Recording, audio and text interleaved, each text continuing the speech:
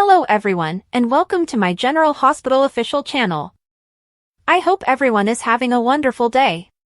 Before we begin, please hit the subscribe button and give this video a thumbs up. GH spoilers, Nina's big secret is out when Curtis's vengeance collides with Drew's plan? According to General Hospital teasers, Curtis Ashford recently mentioned Nina Reeves' turbulent relationship with Drew Quartermaine and intends to use it as a weapon in future GH episodes. Drew's own sinister plan to coerce Portia Robinson into fabricating Michael Corinthos' test results in order to portray him as a drug addict clashes with Curtis' effort to undermine Drew, motivated by his rage over the congressman blackmailing his wife. It goes without saying that Drew wants to assist Willow Corinthos in regaining custody of Amelia and Wiley Corinthos. Will Nina take advantage of the opportunity to come clean and reveal Drew's blackmail before it ruins Michael, or will she remain silent out of concern for her daughter's safety as Curtis gets ready to reveal the affair bombshell? Curtis' bombshell meets Drew's deceit. Curtis's plot to expose Drew and liberate Portia from his control is fueled by his recollection of Nina's infidelity. In the meantime, Michael's recent custody victory is intended to be undermined by Drew's pressure on Portia, as evidenced by her distressed office moment. Drew's plans might be exposed if Curtis discloses the affair, but Nina's involvement in drugging him and arranging for him to see Jacinda looms large. Will Nina be forced to disclose the affair and Drew's blackmail as a result of Curtis' attack, or will she remain silent out of concern for Willow's feelings? Would she use this truth bomb to force Portia to drop a peg, or 10, in retaliation against Curtis? Was Nina cowardly or confessional? Nina's remorse over the Jacinda setup and her liaison with Drew mixes with her fear of losing Willow, which is already tense due to her previous transgressions. Nina might admit to foiling Drew's scheme against Michael if Curtis exposes the affair, which would both save and ruin Portia's career. However, keeping quiet could allow Drew's fabricated results to ruin Michael and even deprive Willow her children once more. Will Nina have the guts to tell everything, or will she keep her mouth shut out of dread of Willow's rejection and her own guilt? Port Charles prepares for fallout. The combination of Drew's plot and Curtis' attack will undoubtedly result in GH's upcoming weeks seeing record-breaking ratings. Willow might be immediately released from Drew's control if he fails. However, Nina is already going to be in a lot of trouble with Willow because of the affair, and she might not be able to take another hit that further distances her from her daughter, especially if that is the only way she will ever be able to interact with his grandchildren. The internet is rife with GH fans who believe it's time for Nina to take the high road and speak the truth, despite the fact that some followers would argue that she should keep the facts to herself. Will Nina be forced to speak clean about everything by Curtis' revelation, or will her quiet allow Drew's scheme against Michael to ruin lives? GH spoilers for Monday, July 21st, thought-provoking, cautionary tales, and delightful activities. Monday, July 21st. General Hospital spoilers and updates hint at serious cautions, nostalgic activities, and food for thought. Jason Morgan embarks on a sentimental quest, Vaughn delivers a severe warning, and Dante Falconeri offers Anna Devane something to think about. Lucy is here, so don't be afraid. Brooklyn Quartermaine Chase appears anxious, while Lucy Coe appears to be preparing for a home and heart program. Since Lois Cerullo is no longer with them and they don't appear to have a face of deception, it appears that they are the only Deception Cosmetics representatives who will be posing for the items. With a confident demeanor, Lucy informs Brooklyn, who appears somewhat doubtful, "Never fear, I have it handled." After enough encounters with Lucy, Brooklyn is aware that there is cause for concern if she claims to have the situation under control. They'll do their best, though, because the show must go on.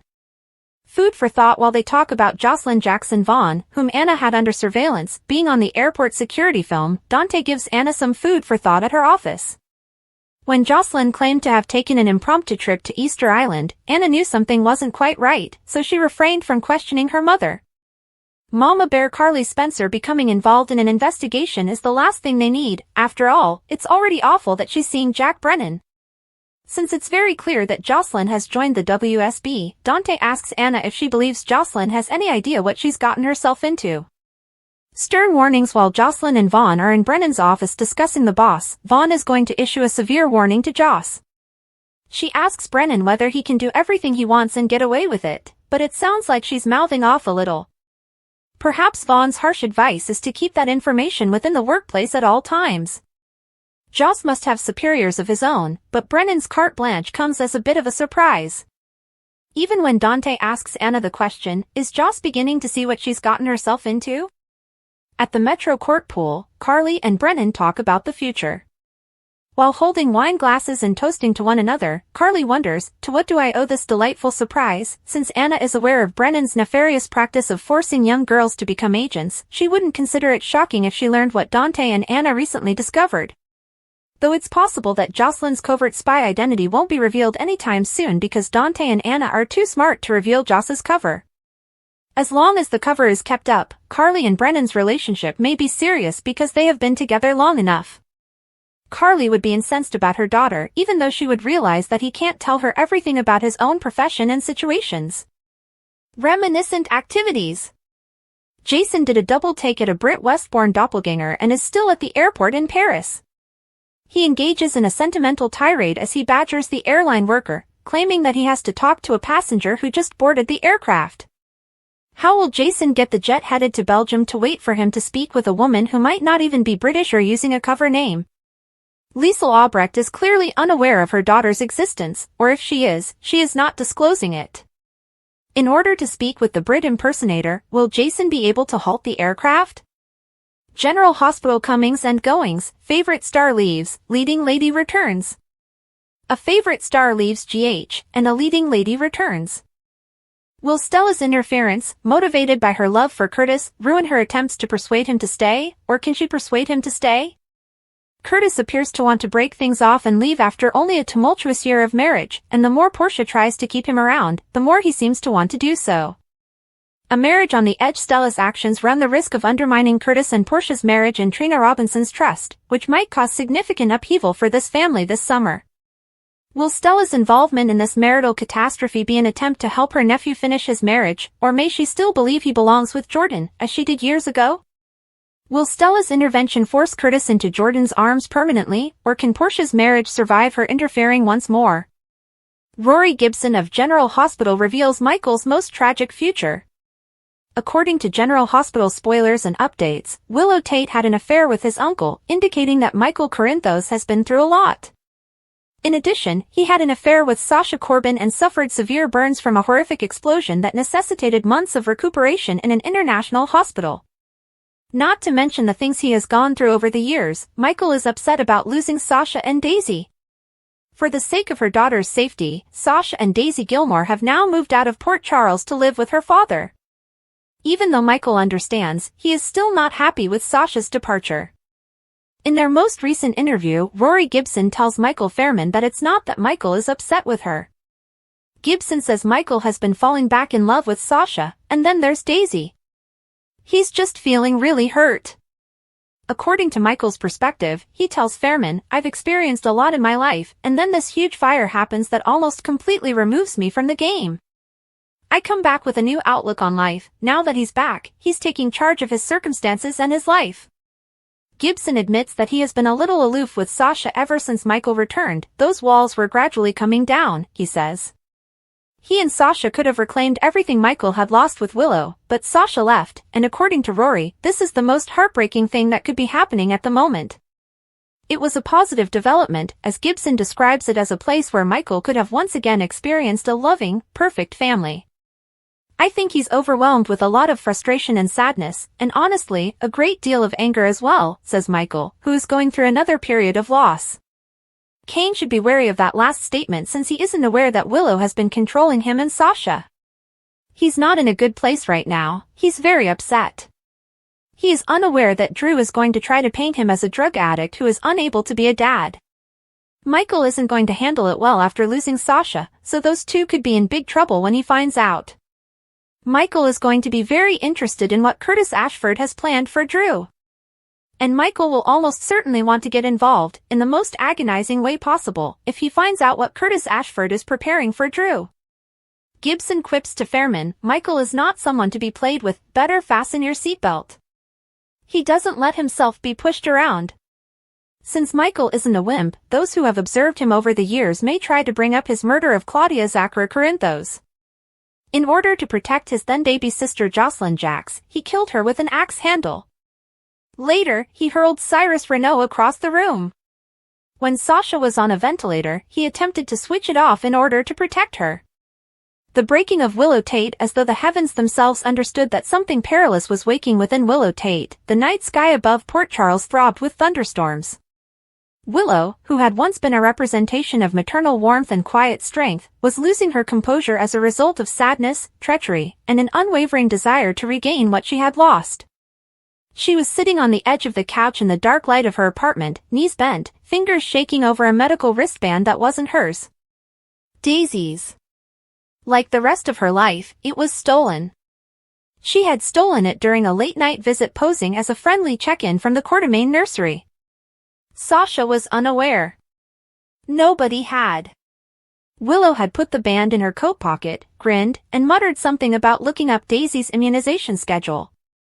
But Daisy wasn't the only one involved. Everything was at stake. Mirror fractures. Willow stood facing the bathroom mirror, observing her image. Her eyes, whose whites were now tinted with red like rust seeping through porcelain, were bloodshot from restless nights. Her skin had the blush of someone who had not slept well for too long, and her hair was disheveled.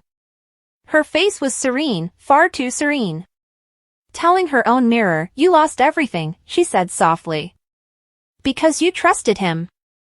She gripped a framed picture of herself and Drew Kane, a memento of a better time when she thought his eyes carried safety rather than secrets. The frame wasn't thrown by her. She didn't have to. Because Drew would tumble shortly.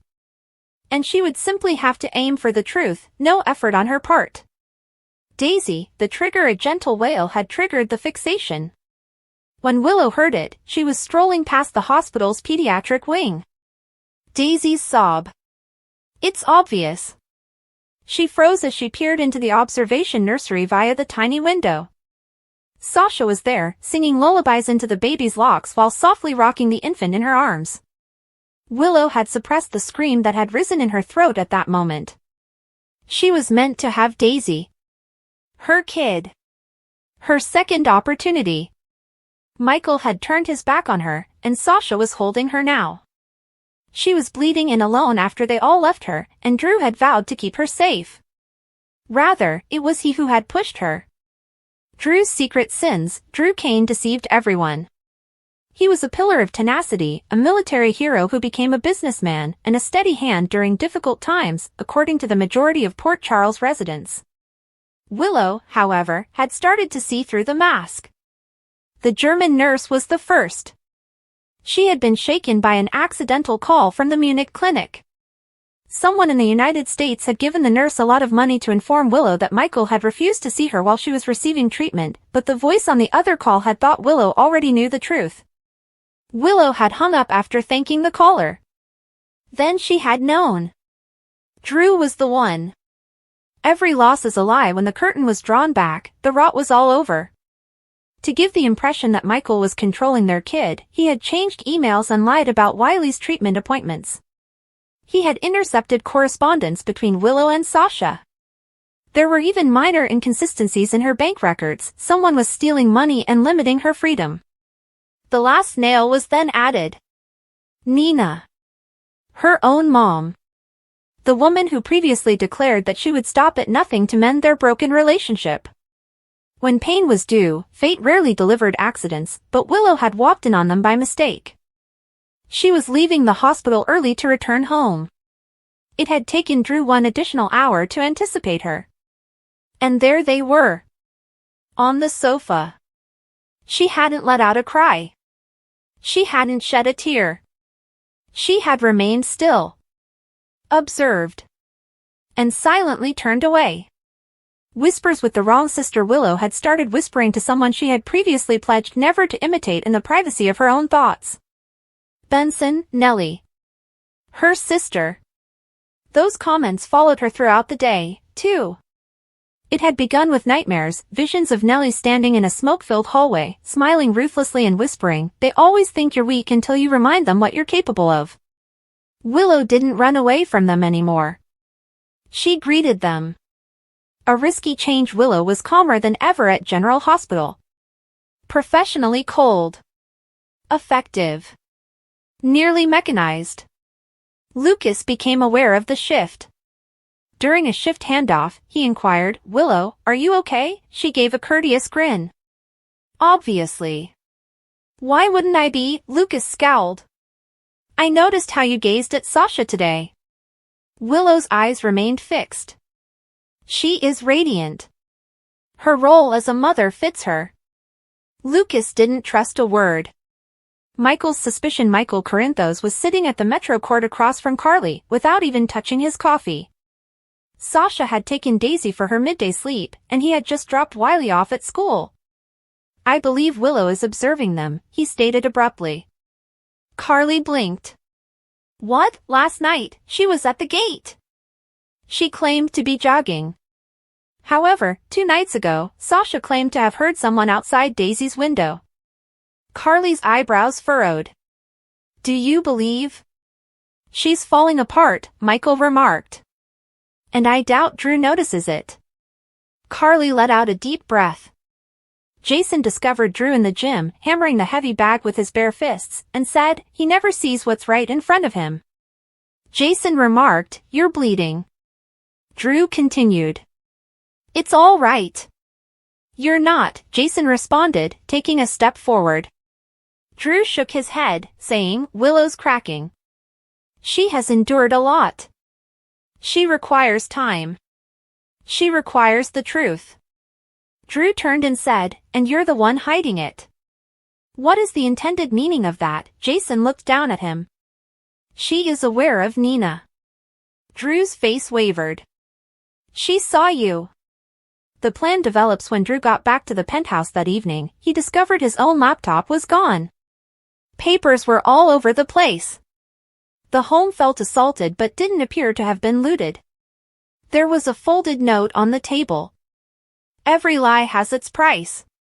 You'll pay yours tomorrow. Day of reckoning. It took place during a hospital board meeting, and Willow wrote it in her handwriting. Ironically called Sanctuary, Drew was introducing a new mental health project while wearing a suit and shined shoes. Administrators, nurses, and even a few reporters were in the room. Willow came in without being asked. Straight to the projector, she plugged in a flash drive. What is this? One of the members of the board inquired. Testimony, answered Willow coolly. From a Munich nurse. From the school counselor for Wiley. From Sasha Gilmore. Drew froze. And from me. The videos started to play on screen. One by one. Damningly silent. All lies. Each and every modification. Every lie. The woman who used to adore him put them all together. As a result, Drew quit that day. Silently, with cameras flashing and questions yelled, he exited the hospital. Willow, too? She refrained from crying. She left the woman she used to be behind and walked by him with her head held high. Epilogue. A few weeks later, Michael and Willow met on the stairs outside the courthouse.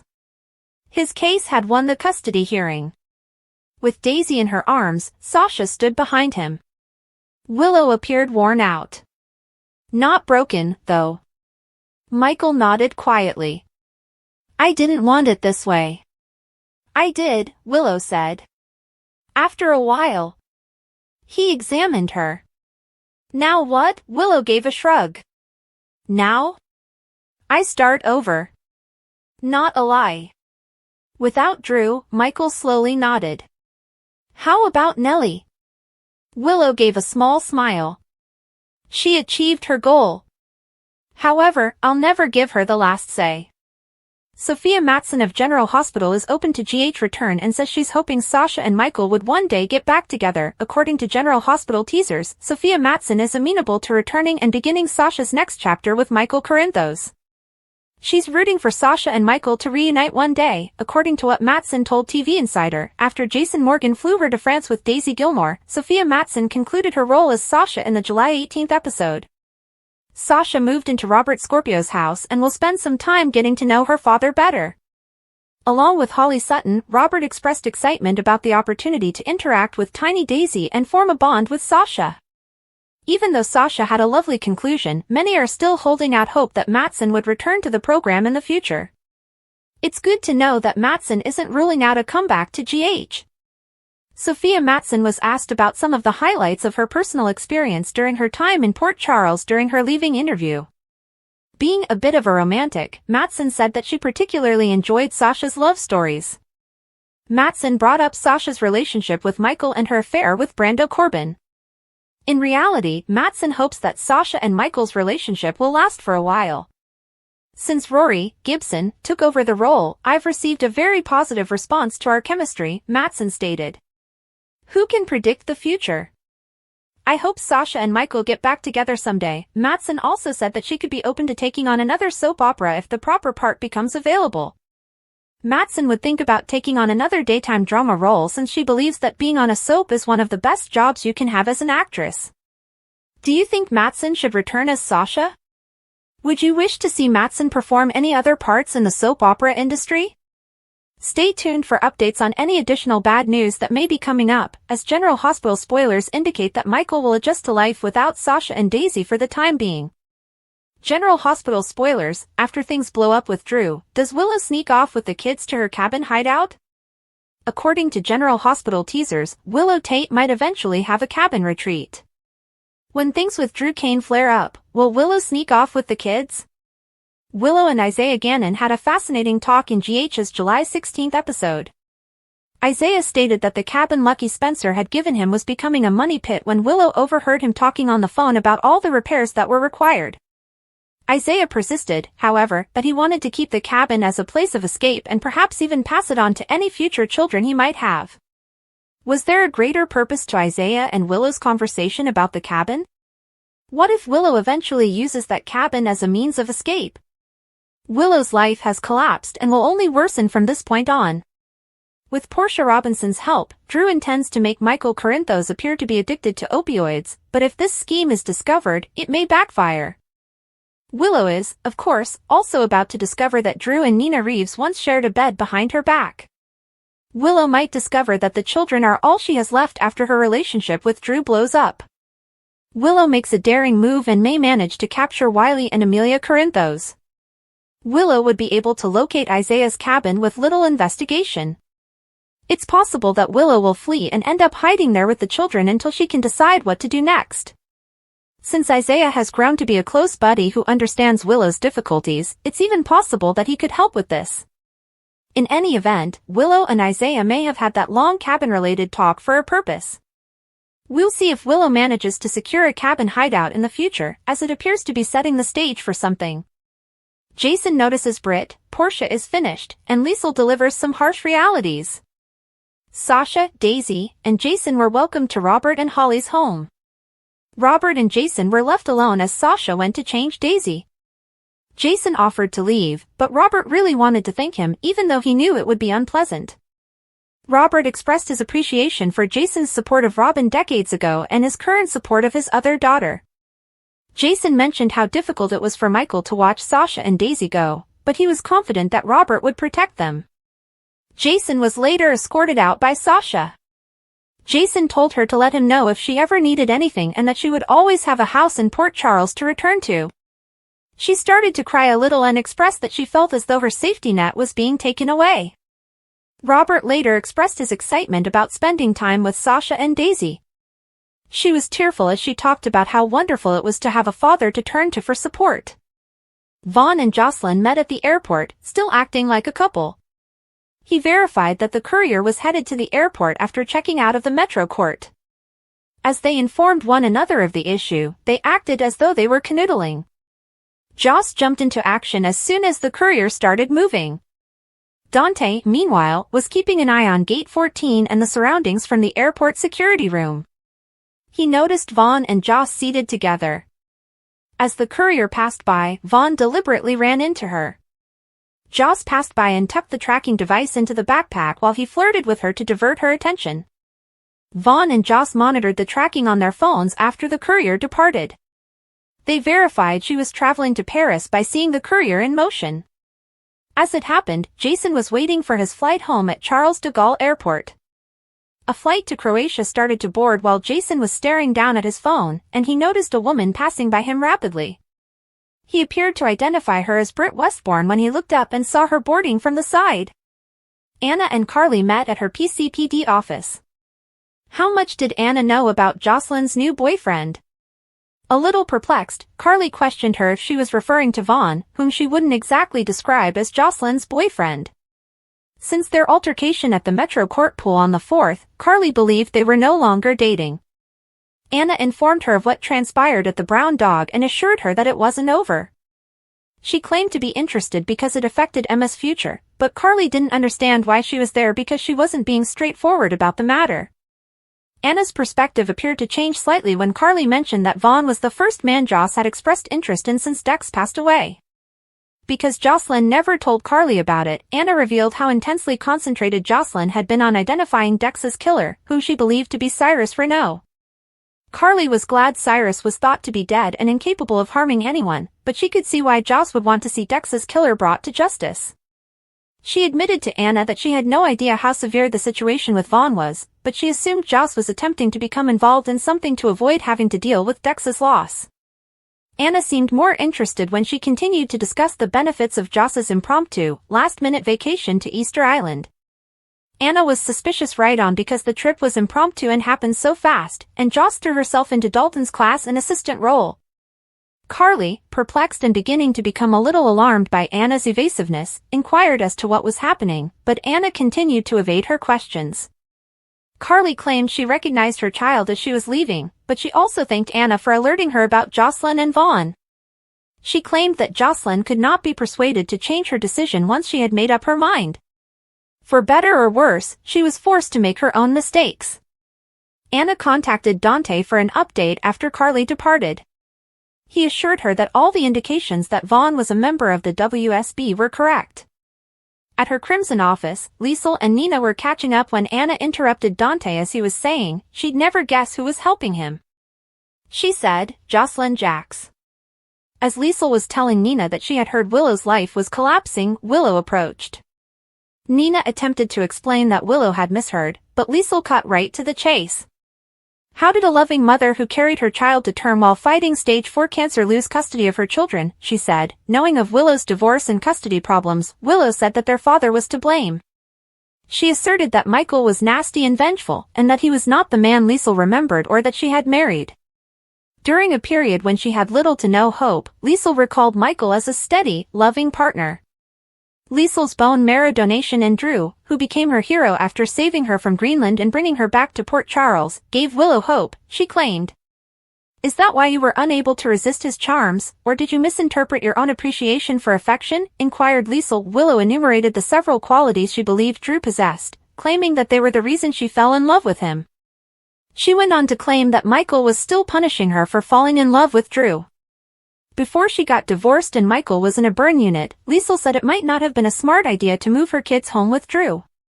Willow grew increasingly defensive and continued to gripe about how unfairly the court treated her even after she gave birth to his mistress's child, and how Michael was worse than her. In fact, Nina objected to such description, claiming that Sasha was not Michael's mistress. Sasha and Daisy were leaving Port Charles after Nina informed them that Daisy had been involved in dangerous acts. She claimed that they believed it to be an attempt by one of Sonny's adversaries to demonstrate their ability to contact anyone at any time. When Liesl remarked, using an infant to send a message, Willow became apprehensive and suspicious. That is ill. I don't care who it is or why. Willow's smirk indicated that she was quite pleased with the result, even though Nina and Liesl felt bad for Michael for having to say goodbye to his new baby. In order to conceal the increasing expression of delight on her face, she turned around to get some water. Liesl and Nina were troubled by her response. After a short while, she took out her wedding journal and instructed Nina to give Maxie credit for her. When she was gone, Liesl shut the door behind her and said, Nina, your daughter is seriously ill. When Willow replied, Sasha fled with her baby, Liesl questioned Nina whether she noticed the expression on her face and the sinister smile on her lips. Although Liesl informed Nina that she did not yet have the luxury of living in denial, Nina claimed she was unaware of what she had seen. Both of them recognized that Willow had changed. Nina blamed Drew for everything after Liesl declared that her behavior was unacceptable. If Drew Kane is really to blame for your daughter's transformation, we have to sever their relationship right away, Liesl said. Liesl saw that it was difficult to view your daughter in all of her wonderful, bad, and ugly aspects, and she understood that it was both her and Britta's fault. She advised Nina to make a greater effort to persuade Willow of the truth. There's always an answer, Liesl said in response to Nina's frustrated question about what she was meant to do. She claimed that Drew must have a skeleton in his walk-in closet and that they needed to find leverage to break Drew's strong grasp on Willow. After Crimson, Willow went to work at the hospital. She left Michael a voicemail. She claimed to understand how difficult and sad it was to be removed from your child, sounding kind and understanding.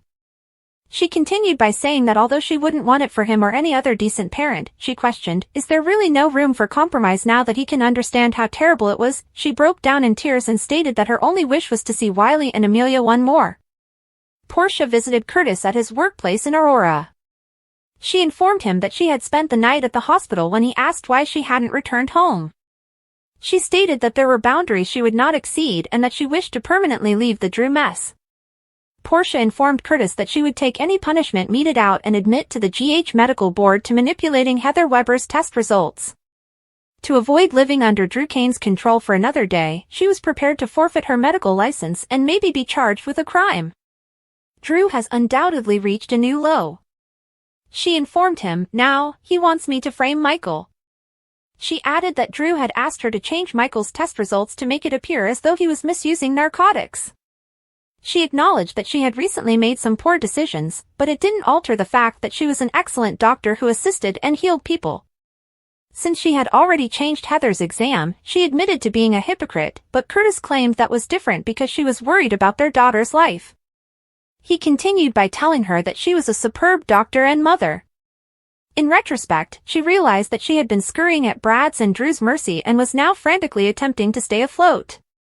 She had now reached her breaking point because she realized that nothing would ever be enough for Drew and that it would never end. I'm not a puppet for Drew. His minion is not me. I'm regaining my authority. Drew Kane can go directly to hell. Portia stated that she wanted to inform Curtis of her plan and that she understood if he or Aurora needed to separate. He claimed that his sole concerns were for her and the potential impact her actions might have on Trina. He asked her to consider the seriousness of the situation. She talked about how oppressive the atmosphere was and how people would always get wounded no matter what she did. For her, the true question was whether she could live alone. If she followed Drew's instructions, the lady Curtis married would no longer be there. I'm not comfortable losing my medical license, Portia said. Going to jail is not acceptable to me. Furthermore, I'd sooner die than hurt Trina's heart. She will, however, at least notice that her mother is getting up. You know, she'll at least realize that her mother didn't want to be small. After all, who exactly is Drew Kane? A congressional seat and an empty man with a fake smile? No, he doesn't get to win. Curtis informed Portia that she was amazing and that he agreed with all she had just stated, but he wasn't sure if he wanted to take the chance of the dire outcomes.